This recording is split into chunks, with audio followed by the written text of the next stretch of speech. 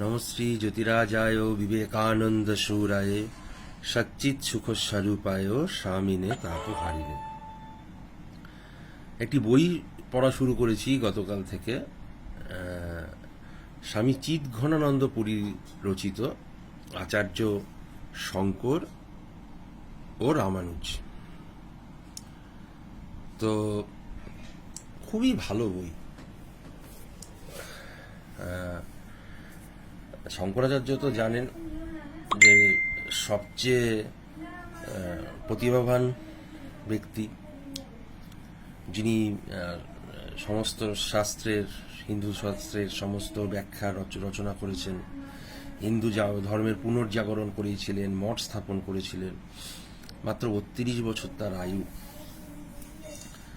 এখানে একটা ঘটনা আছে যে উনি যখন ওনার গুরুদেব গোবিন্দপাদের কাছে যাচ্ছেন, তো একটা জায়গায় দেখছেন সিংহগিরিতে, একটা জায়গায় দেখছে সিংহগিরি থেকেই কিন্তু শৃঙ্গেরি, যে একটা ব্যাঙ, বৃষ্টি হচ্ছে, ব্যাঙের মাথায় একটা সাপ ফনা ধরে আছে। তা উনি ভাবছেন এটা তো সম্ভব না, এটা কি করে হলো, নিশ্চয়ই এর স্থান মাহাত্ম্য আছে। তারপর জানতে পারলেন যে ঋষ্যশৃঙ্গ মুনি, এইখানে ওনার আশ্রম ছিল, এখানে দীর্ঘদিন উনি সাধনা করেছেন, একটা তপপ্রভাব তো থাকে। তা উনি তখনই ঠিক করেছিলেন যে প্রথম মঠটা উনি শৃঙ্গেরিতেই করবেন। 4টি মঠ আছে, পুরীতে, শৃঙ্গেরিতে, কাশ্মীরে, এরকম একটা মনে পড়ছে না। যাই হোক, প্রথম মঠটা শৃঙ্গেরিতেই হয়েছিল। আরেকটা ঘটনা আছে, ব্যাসদেব একটা পলিতকেশ বৃদ্ধের ছদ্মবেশ নিয়ে এসেছিল ওনার সাথে, এই ওনার ভাষ্য এগুলো নিয়ে আলোচনা করতে। তা এই আলোচনাটা চলেছিল 7 দিন ধরে।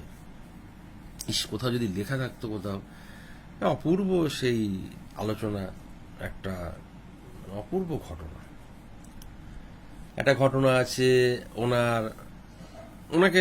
ওনার মাথাটাই একজন চেয়েছে, একটা তান্ত্রিক। তা শঙ্করাচার্য গেছেন। এবার ওনার শিষ্য, ওনার নাম পদ্মপাদ, ওনার আগের নাম ছিল হচ্ছে সনন্দর।